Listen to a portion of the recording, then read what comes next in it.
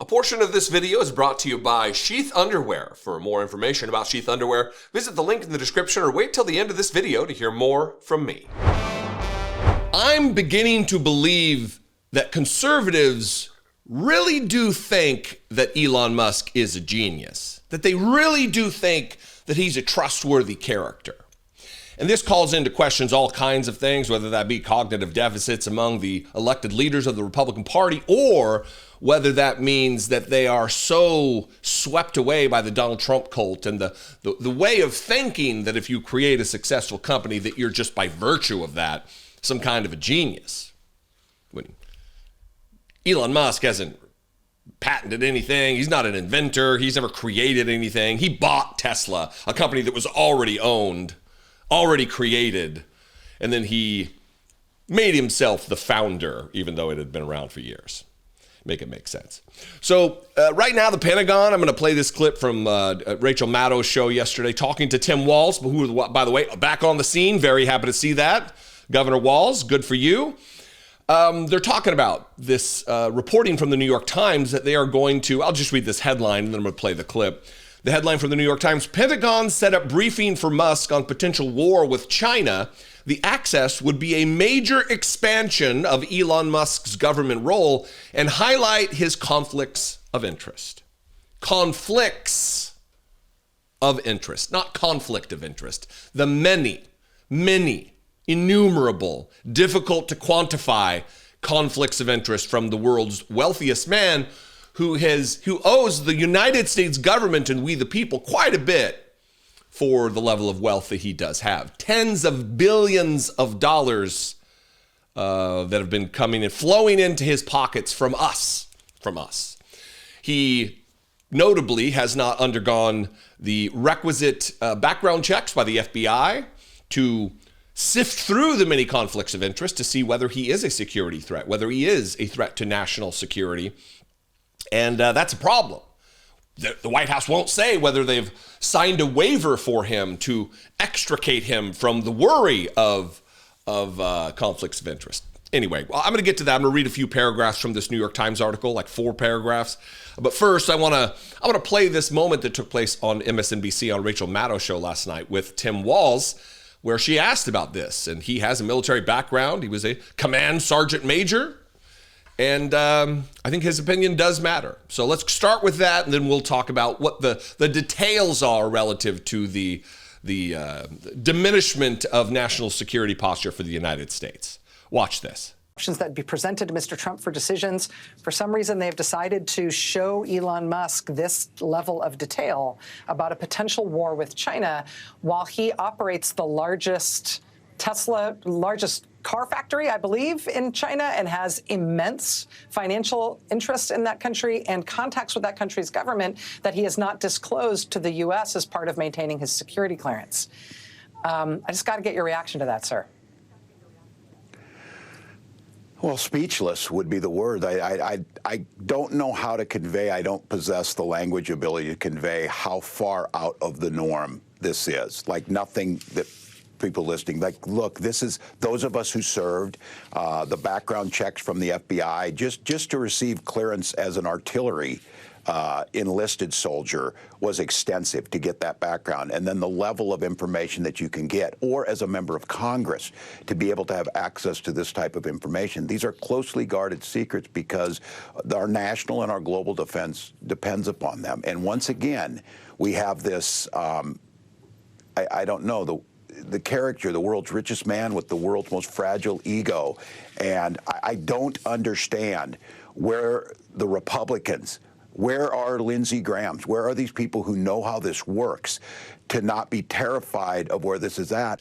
It's a dangerous thing to give this level of access to someone who is a fragile weakling, someone who is as thin-skinned as both Donald Trump, for that matter, but also Elon Musk. Listen, I served in the United States Marine Corps several years, had a top secret clearance, also went through an FBI background check that took a long time, was very thorough. I mean, I was in my 20s and they went back and talked to my high school principal and they went back. Imagine the arduous task that the FBI would have before it to analyze and sift through all of the associations of Elon Musk, all of his business interests all across the globe, to go through all of that would be a Herculean task, especially given the fact that he has shown deference to autocrats all across the globe. He has bent the knee with Twitter policy to censor certain things that the worst leaders on our planet wanted him to censor. Yet here in the United States, he's given a big fuck you to the United States government about a host of different things that even fall outside of Section 230. It is nightmarish. And I don't use that word flippantly. I choose that word. It is nightmarish if we were to allow Elon Musk to have, with no need to know, another item related to sensitive military matters, national security secrets, just generally classified information. It's a need to know. Just because I had a top secret clearance didn't mean I could just walk into any skiff anywhere and just like, oh, what's going on, guys? Let me learn the secrets. Let me have an understanding of everything you're talking. No, I didn't have a need to know. You don't have a need to know. If you don't have a need to know, you don't get to know. What is Elon Musk's need to know about some of our most closely held secrets relative to operations? Yeah, rhetorical, but somebody answer the question. What's this dipshit, dumb fuck? What does he have? What's his interest in this? Why would they schedule a high-level top secret briefing with DUI McGee? I guess maybe he didn't have a DUI. Drunkard McGee, that's disparaging. Pete Hegseth, we'll just call him Pete. We're already at a deficit relative to our national security posture with him, Pete Hegseth, as Secretary of Defense, Donald Trump as President of the United States, and whatever Elon Musk is just running rogue over here. Again, here's the headline from the New York Times. Pentagon set up briefing for Musk on potential war with China. The access could be a major expansion of Elon Musk's government role and highlights his conflicts of interest, plural.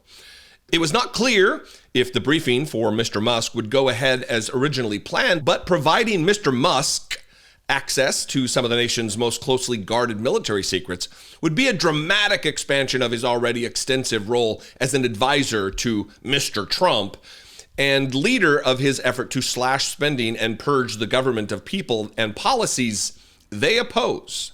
It would also bring into sharp relief the questions about Mr. Musk's conflicts of interest as he ranges widely across the federal bureaucracy while continuing to run businesses that are major government contractors. In this case, Mr. Musk, the billionaire chief executive of both SpaceX and Tesla, is a leading supplier to the Pentagon and has extensive financial interests in China. Pentagon war plans, known as in military jargon as O plans or operational plans, are among the military's most closely guarded secrets. If a foreign country were to learn how the United States planned to fight a war against them, it could reinforce its defenses and address its weaknesses, making the plans far less likely to succeed. The top secret briefing that exists for the China war plan has about 20 to 30 slides that lay out how the United States would fight such a conflict. It covers the plan beginning with the indicators and warning of a threat from China to various options on what Chinese targets to hit, over what period of time that would be presented to Mr. Trump for decisions, according to officials with knowledge of the plan. Final paragraph. A White House spokesman did not respond to an email seeking comment about the purpose of the visit, how it came about, whether Mr. Trump was aware of it, and whether the visit raises questions of conflicts, plural, of interest. The White House has not said whether Mr. Trump signed a conflicts of interest waiver for Mr. Musk, excuse me. Both of them need conflicts of interest waivers. This is a problem. This is a problem whether you're a Republican or a Democrat. I mean, you should view this as a problem because these war plans, obviously, they get updated and reevaluated from time to time, probably pretty frequently. But generally, the 30,000-foot view stays the same. And whether we have a Republican now or a Democrat later, where will Elon Musk's head be if a Democrat is to be in the presidency next time? Will he spill the secrets to own the libs? Will he endanger lives of Americans and our national security footprint to own the libs? Why would he not? Is he trustworthy? If you think he is, maybe you need to reevaluate how you think about things, but I don't believe he is. Anyway, what do you think about this? I'd love to know. Do you have a military background? Do you have an intelligence background? Tell me in the comments. You can also call the voicemail line, 714-576-4054. And of course, as always, you can email me daily@dollemore.com. I'll see you next time. I appreciate you very much. Be genuine. Take care of one another. I talk nearly every day about how divided we are as a country and the havoc that this division wreaks. But not all divisions are bad, right? As a mathematical concept, for instance, division allows you to split things into equal parts, allowing for equal shares. Division of labor has, for thousands of years, allowed humans to evolve their efficiency and specialization when working on certain tasks. And you can ask any kid to tell you that dinner is far better when the meat is divided from the veg. And what's more annoying than when you're sitting at a cramped table or out in the humid weather than having your meat smashed into your two veg? Is the meat and veg metaphor working here? It's time to divide and conquer with Sheath. Sheath makes the most comfortable boxer briefs I have ever worn. Regular boxers are just too loose and bunchy and not great. And briefs are just a smush fest. Sheath are the solution. Head to sheath.com and use promo code Dollemore to score 20% off and upgrade to the most comfortable underwear you'll ever wear. I'm wearing a pair right now, and indeed, that may be all I'm wearing under the desk here. But really, sheaths are the only underwear I wear. Absolutely fact. Their testicular tech features dual pouches to keep your mane apart from your sides. More dinner metaphors.